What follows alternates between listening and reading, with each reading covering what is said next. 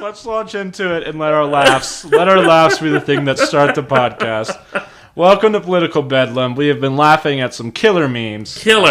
We got finally got the mixer set up with some mics. We're no longer on a $40 setup and are now on a much more expensive setup that will sound better. At least $60. At least $60. Reese is on vacation this week. We hope he has fun down in Florida. If you're hearing this, Reese, we had a fun time without you. Let's just start the podcast off. I want Cass to explain himself. Let's talk about Millie Bobby Brown for a minute because we need to go on the record talking about Millie Bobby Brown. This story is a month old. No one cares, but no, let's dive right in. Yeah, it's so good though. It's so good. Millie Bobby Brown, of course, is one of the breakout stars of 2015, 2016, I think 15. Stranger Things, the popular Netflix TV show. She plays 11, and she, of course, like any girl her age or adult the age of the president, had a very popular Twitter account. But then you monsters ruined it. Stop saying you monsters. You showed it to me. That's okay.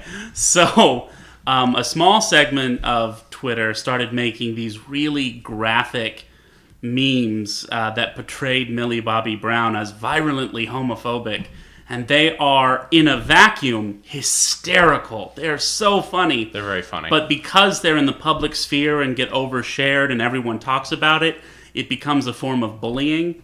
And she deleted her Twitter and her Instagram and her Snapchat, and is no longer on these social media platforms because they are, whatever their intention, very, very mean to Millie Bobby Brown. Very funny though. Very funny, and it's not okay. She is a child, and she is, of course, not homophobic by any stretch of the imagination. The joke could have been about anyone, but for some reason they chose Millie Bobby Brown, and it's hysterical. They're really funny. They're really mean. They're really funny, but they're really mean. We can't repeat any of them on air because they are extremely graphic and promote violence. Yeah. But for the record, Millie Bobby Brown is not homophobic. She, by all appearances, is just a sweetheart and a national treasure. American sweetheart even. She's just seems like a great person, and I can't. And we tore her limb from limb, and we destroyed her sense of safety. And I can't wait to see her in the third season of Stranger Things. Yeah, if we don't get that, you can thank just the people on Twitter and Cass for showing it to me. Yeah, I will take full blame for it. It had nothing to do with it. Apparently, you were talking about earlier. It started on gay Twitter as this sort of thing to make fun of homophobia, so to speak. Kinda, yeah. I mean, gay Twitter is there's different segments of Twitter. Of course, there's Black Twitter, and there's also gay Twitter. Gay Twitter is bizarre and weird and hysterical. And cynical. I found out. Oh yeah, no, it's very funny. It's kind of like how Tumblr is. It's like Tumblr, but everyone's mean. So that's kind of where the humor is at, if you were wondering. So it just started out as a very small joke between a couple of people, but remember everyone, if it's social media, the emphasis on the word social, it gets out there. So, it's again, funny in a vacuum, mean in the broader sphere. And love Millie Bobby Brown. We can't stress that enough. And can't wait to see her in Godzilla in 2019, Godzilla King of the Monsters. I'm excited to see what role she plays. She'll have a pretty big, substantial role. Okay, well, that's it for that. Don't add us. We aren't hearing it.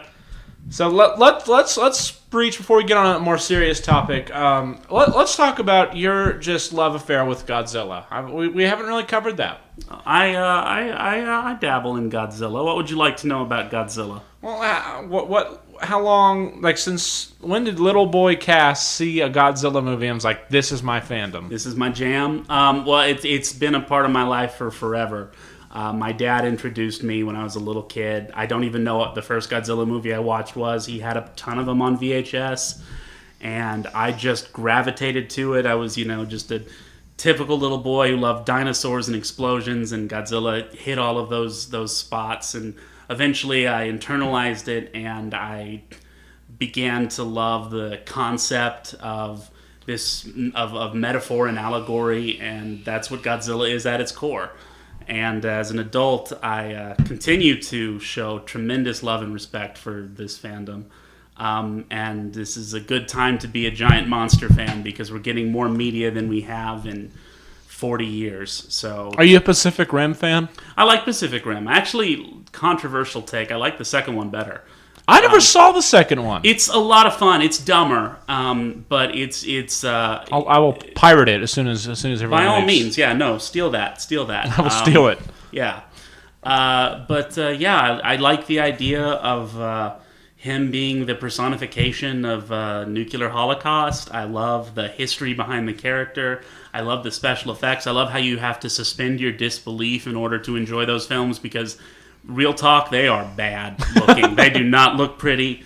And you have a nuanced take on the fact that Japanese cinema does not spend as much money as American cinema. Well, I don't know if it's particularly nuanced, but the Japanese are they don't make blockbusters like we do. In fact, the director, I don't remember his name, but a couple years ago they came out with this movie called Attack on Titan based on the popular anime.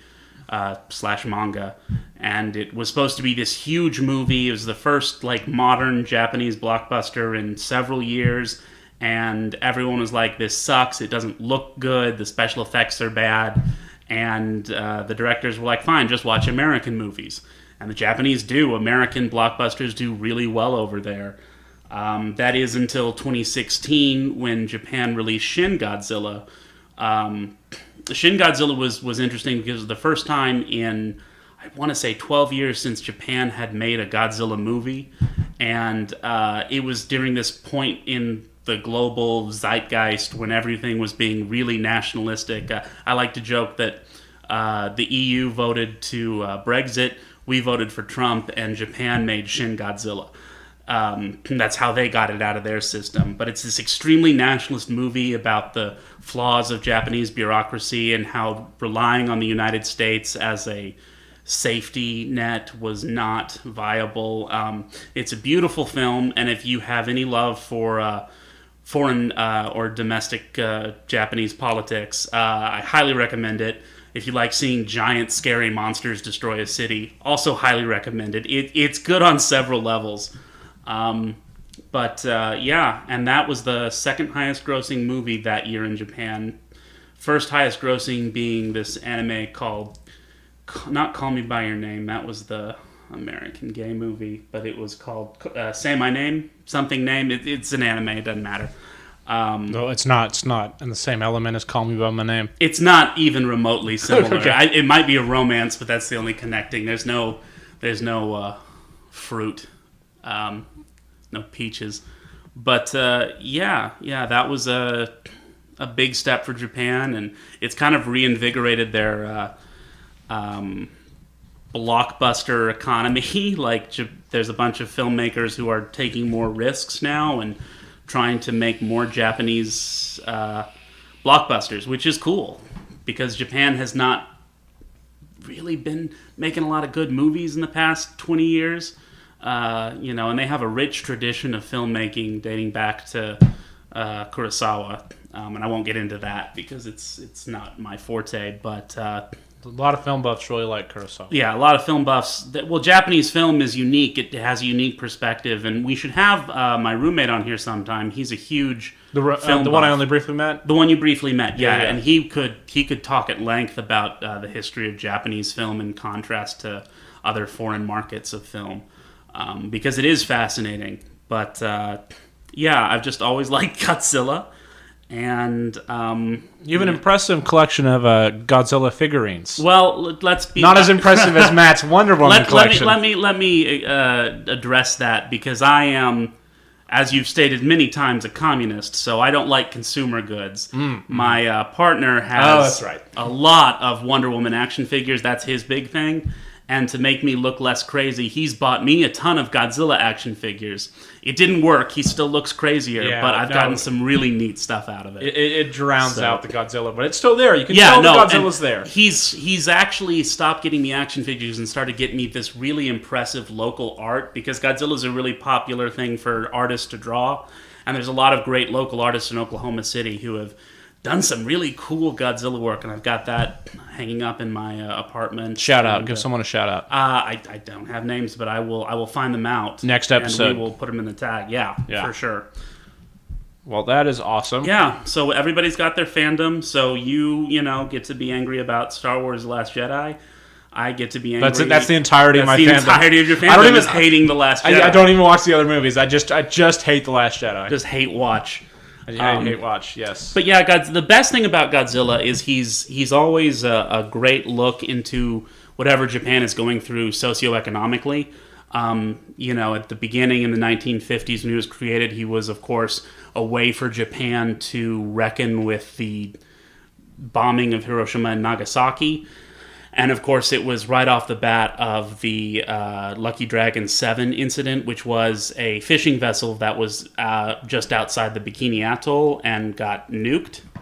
And so the fish got poisoned, and several of the fishermen died and got cancer and died, rather. And then, of course, as nuclear energy became a friend to Japan, as it began fueling their houses and so on and so forth, Godzilla became a friend, and he became like a hero, and he would fight off other monsters, and he was Japan's hero. And then in the 80s, with Cold War tension, he became evil again, because nuclear power had the possibility of destroying the Earth. And then he slowly became a hero again as we entered the turn of the century, or turn of the millennium, rather. And then after the Fukushima disaster and the earthquake and tsunami, Godzilla became a villain again, because, nuclear power had started to...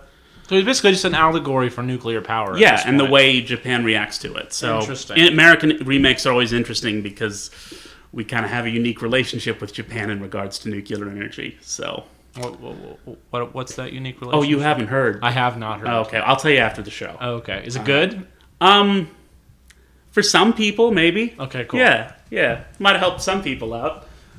Well, good. We're going to talk about that. I'm going to learn about nuclear stuff happening in Japan that I never knew about. Thanks, Cass. You're welcome. Off the mic history lessons. Well, Cass, anything catch your fancy this week? Opposed to the news, we got some stuff going on. I guess France won something. Kind of a role reversal for France. I'm not really a big fan of that sport on the show, so not really going to talk too much about that. Or that country. I can't imagine you're a big fan of that country either. No, I don't actively hate them. I just don't at me, France. That's all I have. Don't at us, France. Don't. Congratulations to France. Macron was caught dabbing, and I say caught dabbing because he should be a little ashamed of that. But they won the World Cup, and that's all I know about that. Yeah, no, that's okay. I mean, Macron is / our guy. We like Macron. Trump just absolute unit just showed up the Queen yesterday, and it was amazing. He didn't bow to her. He walked in front of her. Just generally didn't care. I thought it was. Was there another world leader he met with that he acquiesced to? Because if he's rude to the Queen, I imagine he's like rude to all the world leaders. That was today. We can talk and discuss the use of the word acquiesce there. I don't have a ton pulled up, and I have not really read a lot. It happened, I think, early this morning, as opposed to I think early this morning in Russia time. We're talking, of course, about his meeting with Vladimir Putin. In Helsinki. Yeah.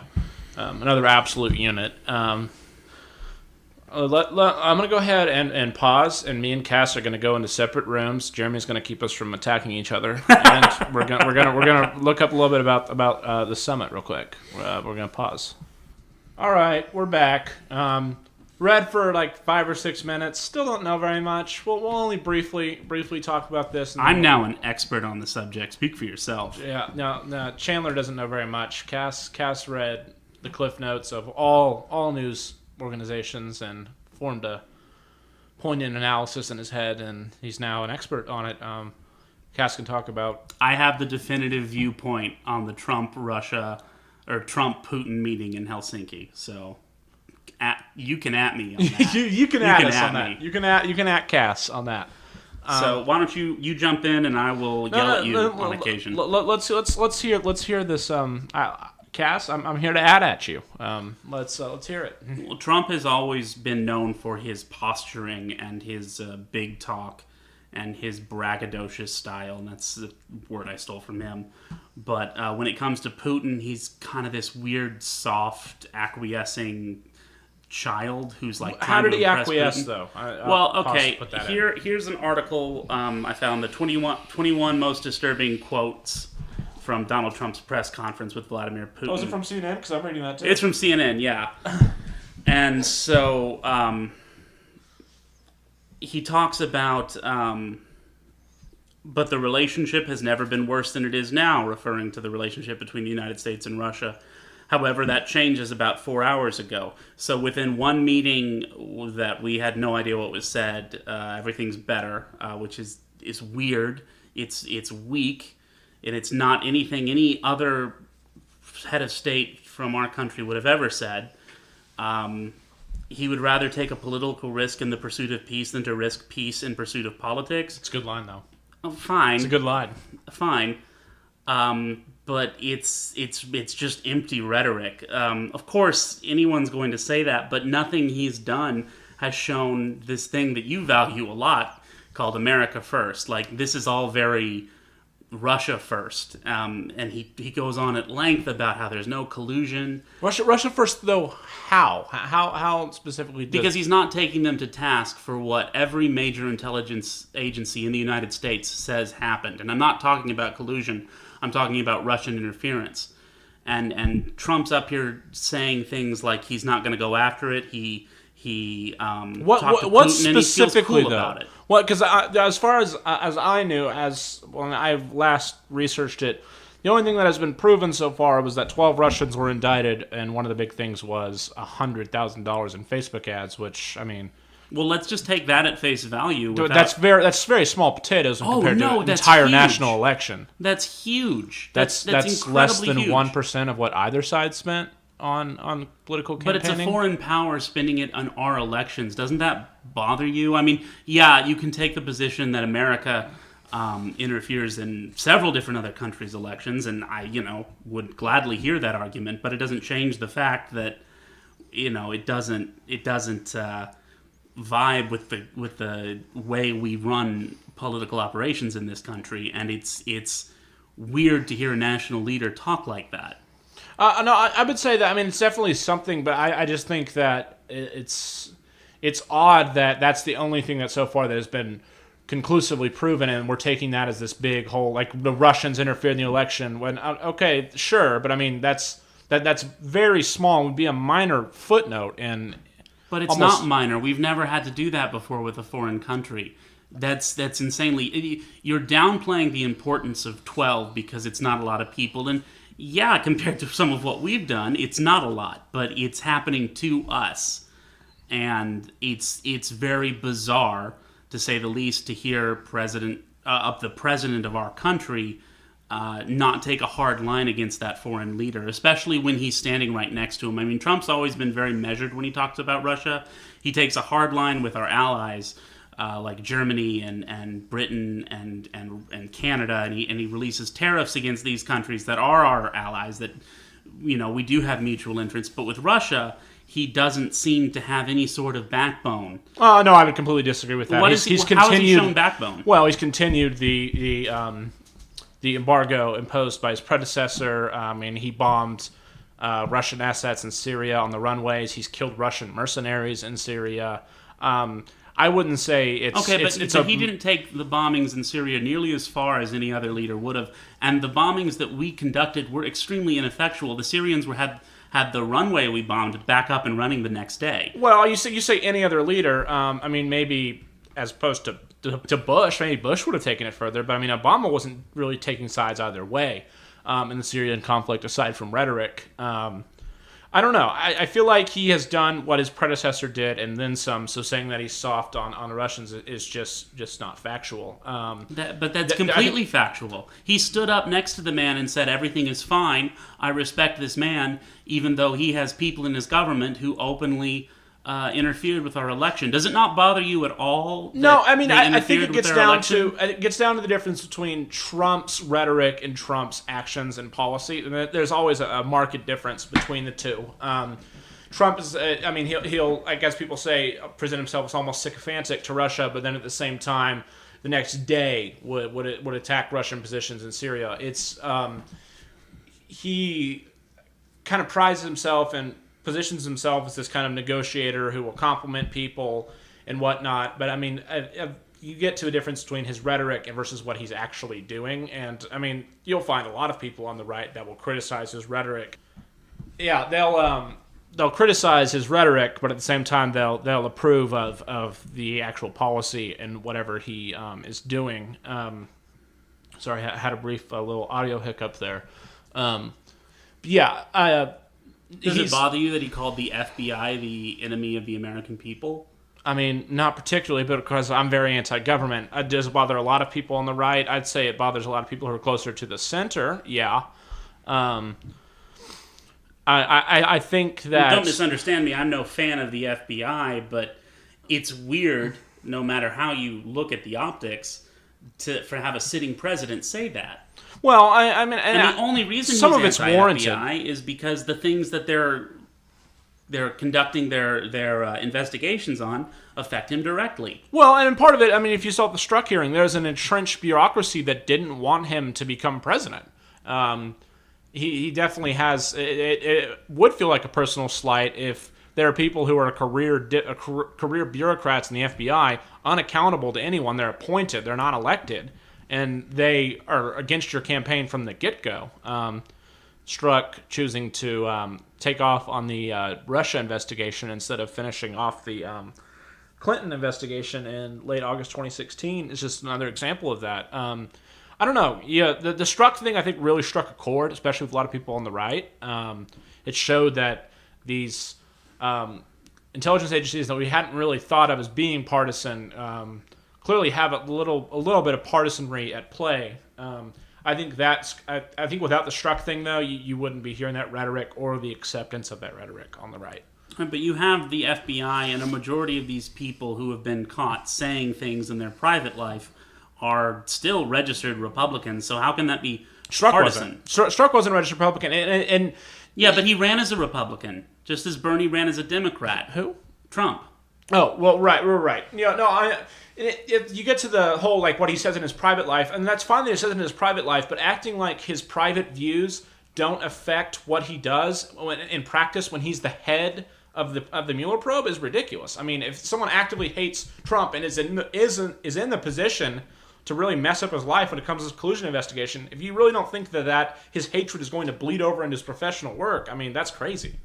Okay, but it's crazy to think that so everyone who's ever appointed should be apolitical. How does that work in practice? That's great in theory, but that's I don't impractical. think it should be apolitical, but I mean, there's a difference between like caring about politics, caring about your local candidate, versus just thousands and thousands of text messages back and forth with another FBI employee explaining about how much we hate Trump and we're going to stop Trump, and put as much stock into those texts as you will. I personally think they are probably just offhanded comments, but... So if you think that, how can you also, in the same hand, go after the FBI as a hyper-partisan organization? I don't think the FBI in totality is a hyper-partisan organization. I believe that Strzok and the people appointed to the Mueller probe have shown signs of letting their partisanry bleed through. Sorry, I lost my train of thought. Just woke up from a nap. I bet you're jealous. Very. Yeah, no, I think that there's legitimate beef there, and I might not take to Twitter to constantly lambast them, but I mean, I would let my opinions be known as well if I were Trump on that subject, just with how this has played out. There are many people in the FBI. I've been reading news articles about it that are just completely ashamed, not necessarily about what the president is saying, that too, but also in the fact that Strzok and Comey, people like that, have allowed the FBI to appear so partisan and have tainted the Bureau in that regard. I don't know. I feel like this is a good thing overall. I feel like this will allow more accountability into our intelligence agencies. That'll remain to be seen, though. That was one of the things that was funniest to me is a lot of my more liberal friends on Facebook are all of a sudden, not necessarily you, but others are like defending the FBI, and it's like never thought I would ever see you guys defend the FBI. Is that just and because Russia? So yeah, right. Yeah, no, I mean, part of me like understands that we do have a certain structure and we do have a political system, and there is something to be said about following certain levels of, for lack of a better word, decorum. Now, of course, the radical in me hates the FBI, but I understand why you would want certain structures to remain in place, So, you're putting me in the position of having to defend the FBI, which is uncomfortable for me. It's hilarious that you guys have kind of not, I'm referring to the left as a whole, but you guys have kind of placed yourself in that position, if we're being honest. Yeah, because the president is bad. Well, the president's awful.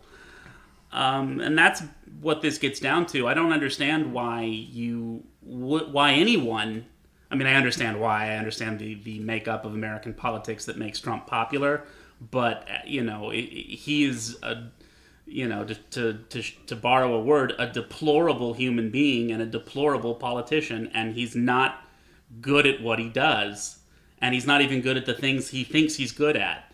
I'm sorry, but there's no way you can look at this summit and see Trump as anything but... Have you read that yet? You're in a Drudge Report article. Sorry, another audio hiccup. No, what article are you referring to? Well, the Drudge Report, which is a conservative, had said that Putin dominated Trump. I mean, this is not a liberal view. This is across the board. Even a commentator on Fox Business went off about how it was a disgraceful act for the sitting president to just let Putin off the hook. He didn't even do that thing where Trump kind of minces words, where he says, like, we'll be looking into the matter, but I expect a positive outcome. He's like, everything's fine. Putin's great, and our FBI is awful. And when the head of your country is attacking your organizations, your intelligence organizations, he's going against the Department of Justice, the FBI, the CIA, and the leaders of all these organizations, former leaders of these organizations are coming out and saying, this is wrong, this is weird. Does that not bother you at all in the least? No, I mean, there were parts of what I read about the summit. And I think this goes to the difference between rhetoric and policy, and I'm one of those people who Trump needs to shore up the rhetoric side. He's very loose when he speaks. Needs to measure his words more carefully. That's not going to happen, but he needs to do it. I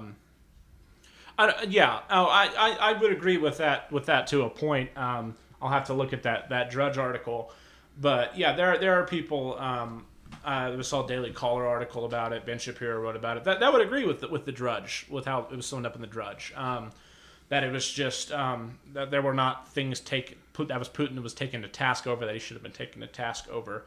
I think it gets to Trump's thinking, and I'm trying to get into his head for a minute here, that our relationships with our allies are good, so he feels more comfortable in criticizing them. And when he gets people like Kim Jong-un, he gets people like Putin, where we don't have good relationships, he's going to lay on what he thinks is an extra layer of charm, because those relationships need to be... Is that how you see it? Or I don't see it as charm. I see it as weakness.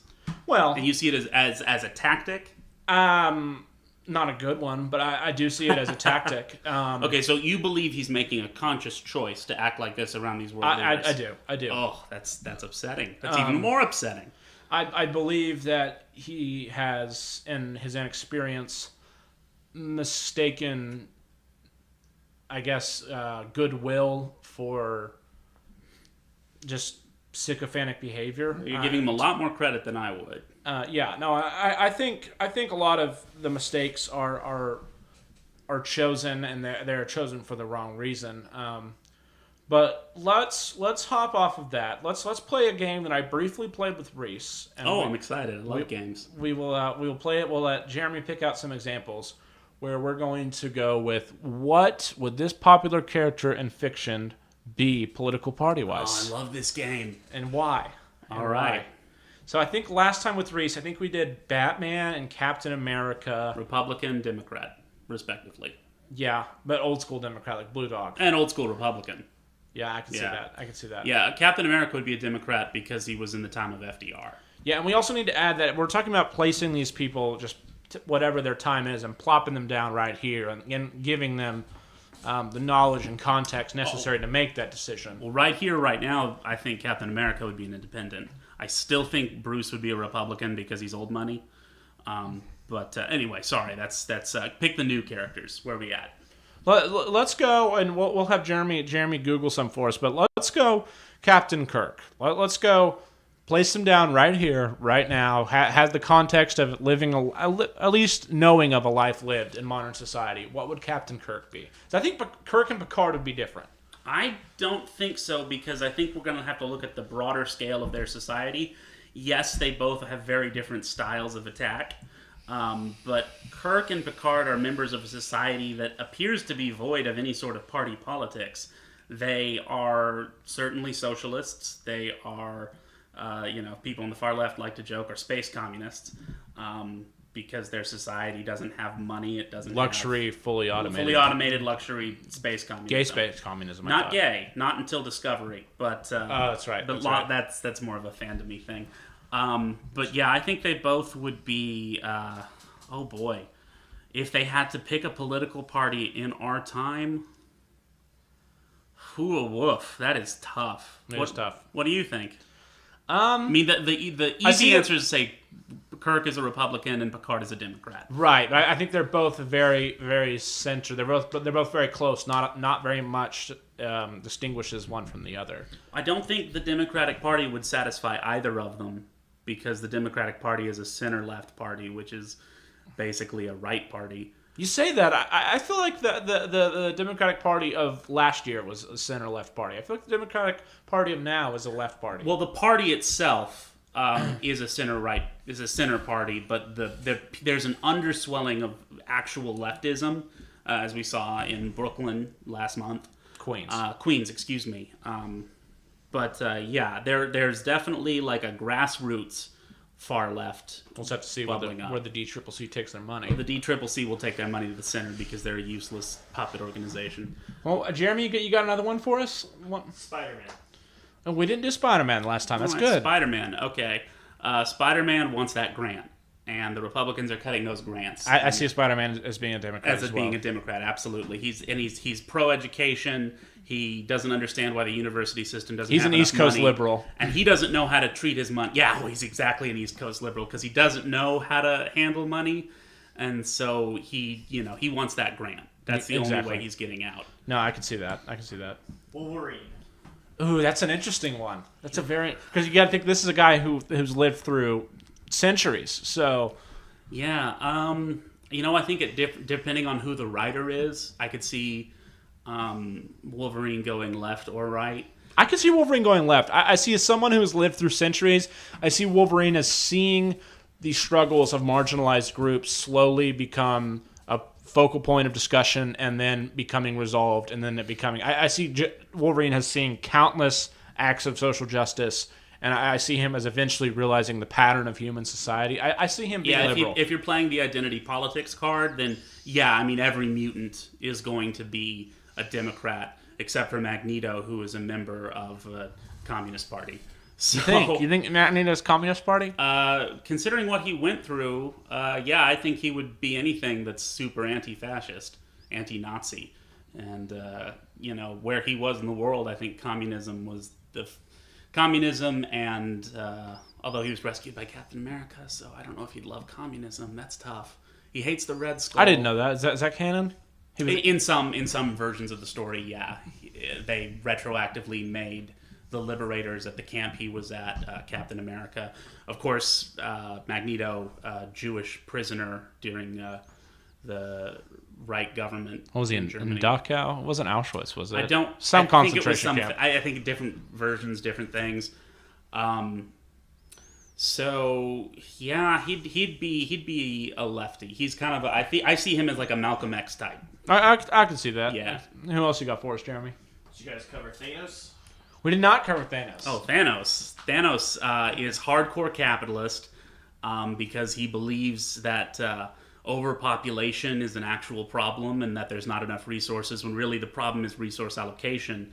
So I would see him as maybe just a neoliberal conservative or neoliberal Republican because he thinks that we have to because there's this idea that we need to stop having babies because there's not enough resources when that's false. So yeah, there's a lot of allegory, especially in the Avengers movie that's not present in the comics that you can apply to Thanos because he is, really has this warped idea of what humanity needs, and so yeah, he's a Republican, no question. You think? I think so. I think he's a Republican or an early 2000s Democrat. Have you ever read the book Freedom by Jonathan Franzen? I have not. There's this subplot in the book where one of the main characters is trying to start this organization that encourages poor people not to have kids. And it's disgusting. And it's framed as disgusting. But the whole idea is that poor people can't take care of their children. So we have to tell them not to have babies so we can save resources or we're going to run out of resources. And it's framed as this far left, liberal, democratic, neoliberal, post 9/11 like social stalwart, and through the analysis of the book you realize he's completely like juvenile in his attempts to quantify his movement, and it's a really fascinating book and I highly recommend Freedom? It's called Freedom by Jonathan Franzen, and it's a great book about this family who's torn apart, and it's kind of like what's the show with Alex P. Keaton? Oh, it's the old sitcom from the 80s. The parents were former hippies, and their kid, in order to rebel, became a conservative Reaganite. I don't know this show. Oh, it's got who's the guy from Back to the Future? Michael J. Fox. Yeah, he plays the kid, and it was his first big break. This book is kind of a gritty reimagining of that scenario, and I highly recommend it to anyone who's interested. Oh, interesting. Yeah. Are we sticking with Marvel only? No, go for it. Do you guys both watch Archer? Yes. Oh, we're definitely gonna do Archer. Yeah, No, Yeah. not Archer. Krieger. Krieger. Interesting. Krieger is like. What do you think? I That don't one's know. tough. I don't know. I don't think he votes. Pure capitalist. Yeah, I see Krieger as being very, very capitalist. Also, definitely got a soft spot for the Nazis. Well, if you were a clone of Hitler, why don't you look like Hitler? Yeah, no. Let's take a side note for a second. One of the interesting theories I've read about Archer is that we talk about like Archer, who's Archer's dad, blah blah blah. Krieger's a clone of Hitler. Krieger doesn't look like Hitler. One of the interesting theories that I've read is that Archer is the clone of Hitler. Oh my gosh, I don't hate it. Yeah, and that's why we don't know that's who his really dad funny. is because we know Mallory was there the day that the Dobermans ate the scientist, and she took Krieger apparently. Like we know she was at the Boys from Brazil compound.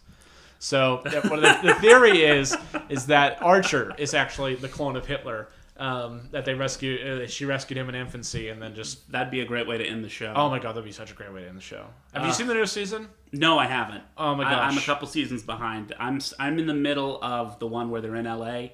Okay, Yeah, so they're a private investigation company. so you haven't seen Dreamland then? I haven't seen Dreamland, and I haven't even started on the Island one. Okay, Danger Island's good. Danger Island, yeah. I liked Danger Island more than I liked Dreamland, but they were both good. Huh? Yeah. So I think it's time to plug one of our sponsors. What sponsor is that, Cass? Our sponsor this week is the bubbly, refreshing taste of Royal Crown Cola. Oh, yes, Royal Crown Yes. Cola. Established in 1905 to directly compete with Coca-Cola because the pharmacist thought he was getting a raw deal from the distributor. So he created Royal Crown, which has the sweetness of Pepsi but the tartness of Coke. And if you really want an all-American beverage, you want to down an RC Cola. It's great for mixing. It's great straight. It's great on ice. Royal Crown Cola, that sounds British or Canadian, Cass. Are you sure it's American? Not. No, it couldn't be more American. It's a Southern tradition. Tastes great with a moon pie. Tastes great on your tongue, going down the gullet. Interesting fact about RC Cola, they developed the first Diet Cola drink, not the first Diet soft drink, that was Fresca, but the first Diet Cola was, in fact, Diet Right. Now, this was before soda companies knew to market their diet products as a diet version of their standard cola, Diet Pepsi, Diet Coke. So they created a whole new brand and a whole new product. And it was marketed as having cyclate because it had cyclate as the sweetener. And of course, Big Sugar came over and said, "Oh, it'll give you cancer because Big Sugar is evil." And Diet Right took a huge hit, and then other diet sodas like Diet Coke and Diet Pepsi were able to take its place. RC's never had the marketing prowess that some of the larger companies have, but they have all the spirit and twice the great flavor. So, well, Cass, it's not just an advertisement on a podcast for you. You talk about RC Cola pretty much every day. It's a weird obsession. I want you to hire me on your marketing team. I've got ideas. Let's compete with Coke and Pepsi.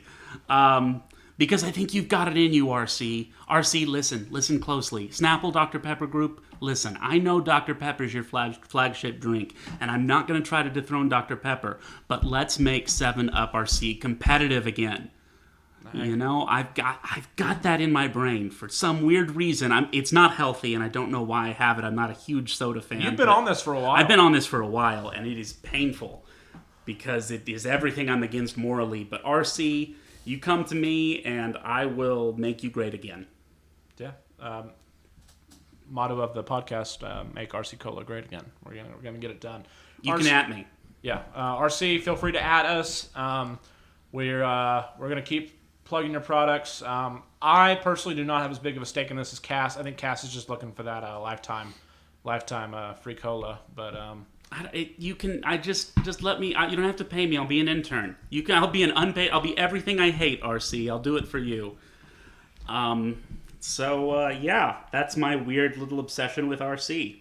Well, thank you, RC Cola. Thank you, Diet Right. And thank you, Diet Right. Thank you for bringing us the podcast. Not paying us anything yet, but yet. We're gonna get there. Emphasis on yet. Well, let's launch back into. You got another one for us, Jeremy? Hank Pym. Hank Pym? Ooh, yeah. You're talking about Ant-Man? Yeah. Yes. Pym. Not Pym.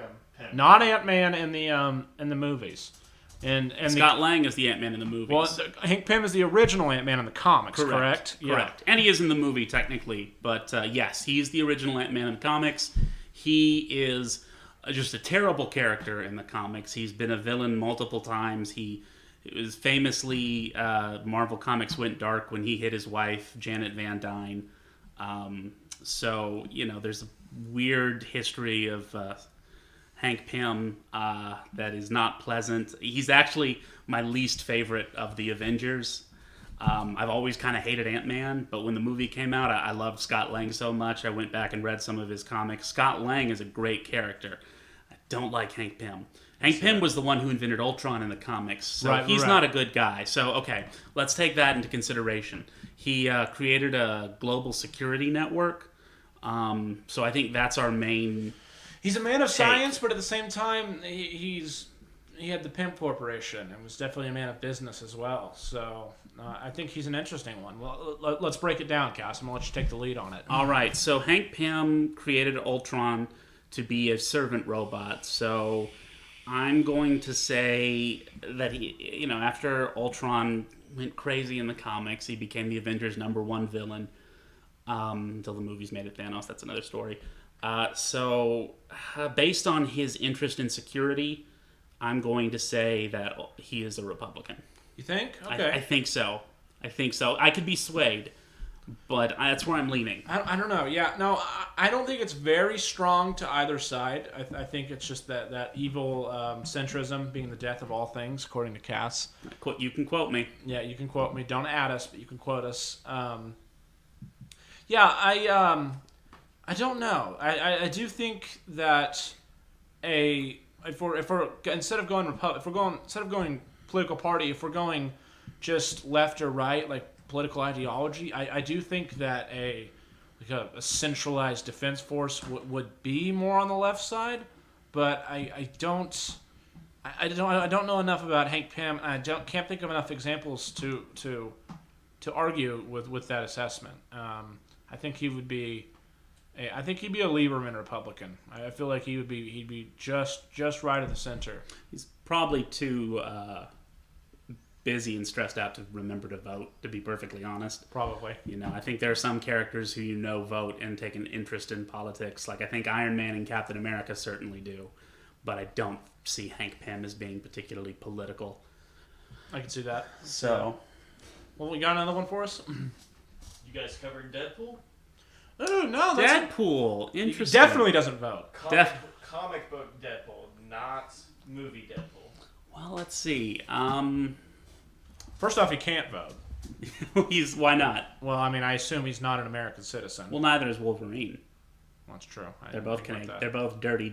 Actually, I don't know if Deadpool is a Canadian. I think he is. Can I take back the dirty and say filthy Canadian? Yeah. You can say whatever you want about Canada.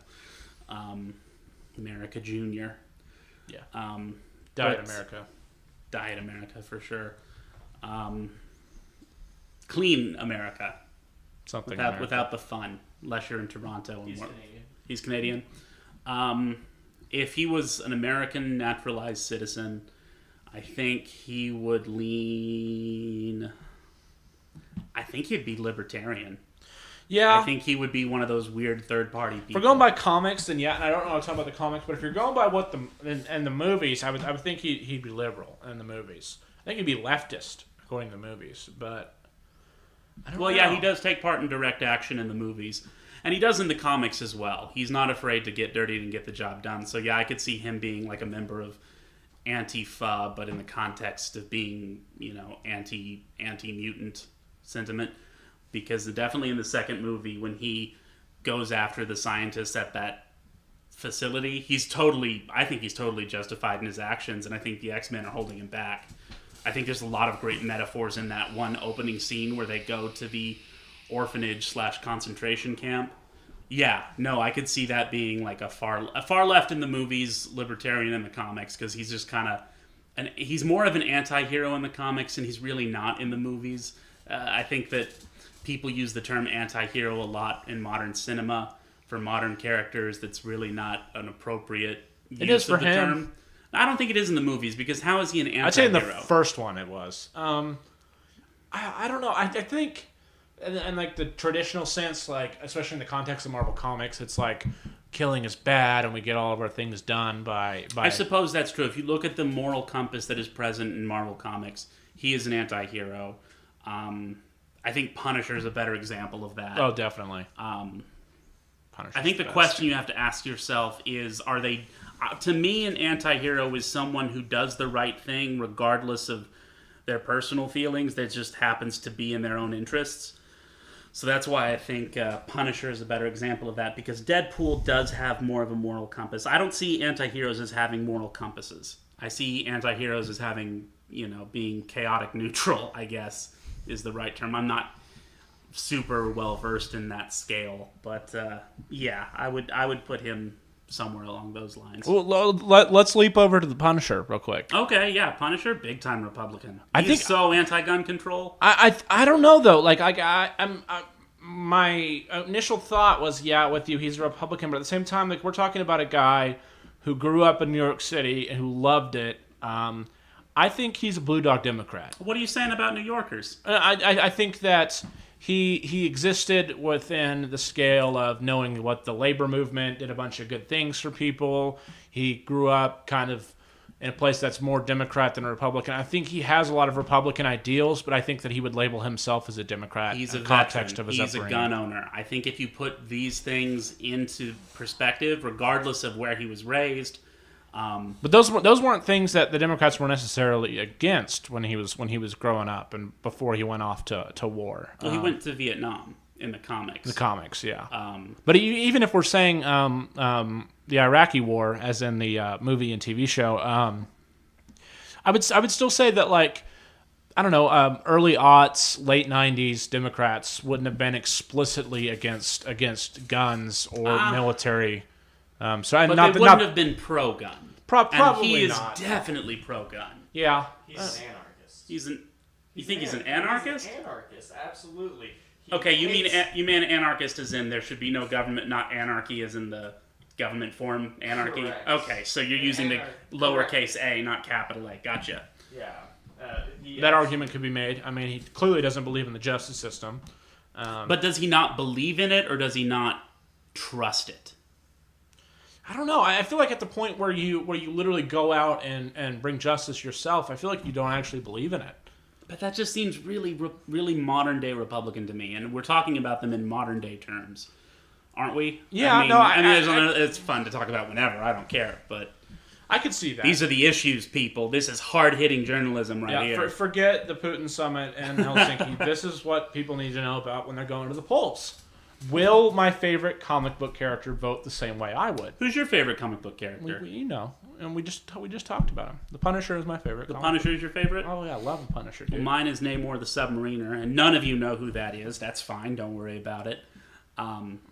The Punisher I like the Punisher because when the Punisher realizes a threat and he goes after a threat, they're not coming back. That's what I love about the Punisher. I agree with you, and that's why he's hard to write for sure. There's a great line in a it's either a Justice League or a Wonder Woman comic, and if Matt was here, he could tell me more specifically what it is. But someone jokes like, "There's a reason Wonder Woman doesn't have a rogues gallery of villains because she gets her job done. She kills them. Right. And Superman and Batman don't." Who is the Punisher equivalent in the DC universe? Oh, there's really not one. I guess you could say now you might say Jason Todd Red Hood. Oh, okay, yeah. They're very similar in. I mean, really, I think the more apt comparison is Red Hood and Winter Soldier because they both have the exact same backstory.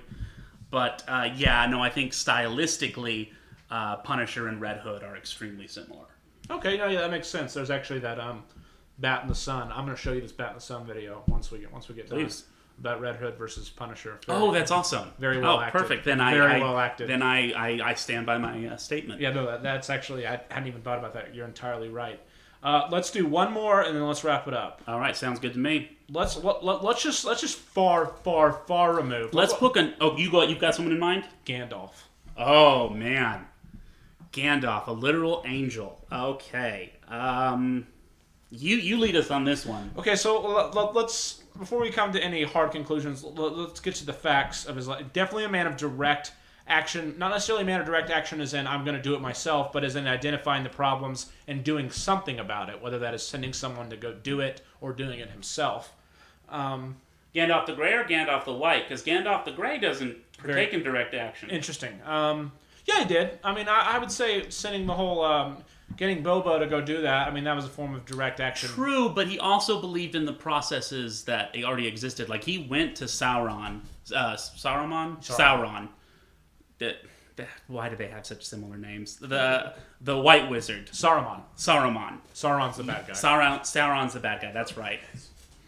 But Saruman, he went to him because he believed in this structure that was in place. Yes, that's fair. And said, "Oh, we can have change through electoral politics," which is personally I believe that's true to a point. That's not what we're doing right now. What side would that place him on? Because if it sounds like gray and white are almost polar opposites. I think they're different. Change. I like to analyze them as different characters. I mean, obviously they're the same character, but I would definitely say Gandalf the Grey is a Democrat. I'd say he was a Democrat. Okay. So what about Saruman? What about Gandalf the White? Gandalf the White, a disillusioned Democrat. A disillusioned Democrat. Yeah, someone who is, probably campaigned for Sanders. Okay. Yeah. Oh, that's amazing. Our producer is showing us a picture of it was originally, I think, Gandalf adjusting his pipe, but in this one he's adjusting an AK-47 and it looks awesome. Yep, Ian McKellen, famous gun owner. Famous gun owner. Yeah. So what do you think? Where would you place him? No, I'd say similar, especially once you presented it as he went to Saruman and he believed in the process and whatnot. Believed in the structure that existed to deal with evil. He's like Cass. He was once a neoliberal centrist, and then he just became super galvanized. Yup. Yeah. So I think he's a nice little allegory for yourself. I don't hate it. You share a lot of things. You share a lot of things. Good vocabularies. Why, thank you. You share the same skin color. That's the same sexuality. That's not wrong. Also not wrong. Yeah, no. Yeah. You're both best friends with Patrick Stewart. That's true. Patrick Stewart, can I just say he's a great guy. He came to my cousin's wedding and he brought just a lovely gift. It wasn't on the registry, which was a little weird because he wasn't invited. He was a +1, but it was still. He wants to fly under the radar. It was a very humble gift. I won't say what it was. I won't embarrass the bride and groom. But no, it was a very sweet gift and very wonderful gesture. So yeah, Patrick Stewart, A+ guy. Peace, Stu. Shout out to you, buddy. Come on the show anytime. Yeah, come on the show. We'd love to have you. I think that's a good place to wrap it up. We're gonna have Reese back next week, probably Monday. I think he'll be busy. He'll either still be in Florida or he'll be working on Thursday. Got a good guest coming up this Thursday. My favorite Wantland coming soon in to replace Cass's dad, Tim. Correct? That's his name, Timothy Doyle Wantland. Tim, he's going to be talking Oklahoma's history, and he's going to be explaining the Civil War in Oklahoma. I cannot wait to hear that. And I'm his friend on Facebook, and every day he makes a status update. He always mentions something that happened in history on this day, and I always learn something. There's a format to his Facebook posts. It's something happened in history. Something vaguely Irish, and then he shouts out to his wife with plenty of ellipses. Plenty of ellipses, just like yeah. Ellipses. Is he a boomer technically? No. Wait, what do you mean, a boomer? Baby boomer? Yes, he's a baby boomer. Yeah. He's a baby boomer. He has 3 kids. My older brother is Gen X. I am Gen Y, millennial, and then my younger brother is Gen Z. Is he really? Yeah, he's right on the cusp. When was he born? 1998. So some people would consider him a millennial, but he's really on the cusp. And like he never grew up in a house without the internet, so I consider him the next generation. Yeah, I think that's a marker right there. Whereas I remember a pre-internet time, back in my day. But yeah, that's kids my dad. Kids played outside, and our parents beat us with flip-flops. Good times. Well, we got Tim coming on. It's going to be his trial run to replace Cass. I'm kind of tired of just having arguments. I want someone on that will agree with me on everything. So that's the plan. Going to replace Cass with Tim. Going to level up. He'll agree with you until he realizes he doesn't. Right. It's how my dad would work. Still talking about Jeff was going to help us with this. Melanie Spoon was going to help us with this. Trying to get Jackie on the show. I'm still in talks with them. We're trying to get that worked out. Hopefully soon we'll get her on. One of Reese's old high school friends, I believe she was a senior when he was a freshman, is the head of the Oklahoma DNC, so I want to try and have her on at some point. I'm talking to some political activists here in the state who are more in lines with my politics, so I'm not outnumbered every episode by radical right-wing crazy people. Just the craziest people there are. Yeah. As always, thanks for listening, always everyone. A pleasure. Yeah, thank you for listening. Thank you, RC Cola. Bless you, RC Cola. Bless you, RC Cola. Look forward to getting a free case at my house soon. We'll see you guys on Thursday with better Wantland 2.0. Peace.